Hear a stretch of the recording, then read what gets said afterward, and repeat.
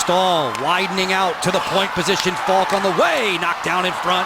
Erad has it, serves it ahead. Moved along, Ovechkin driving in. Alex Ovechkin, number 400, in the easiest of ways.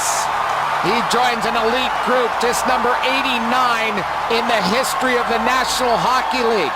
He will become the 6th fastest player to 400 goals. He nips Pavel Bure, who had 406.35.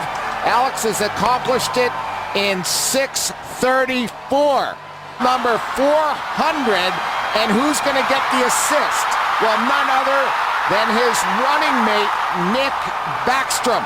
The Caps will win, and Ovi has a milestone 400th goal.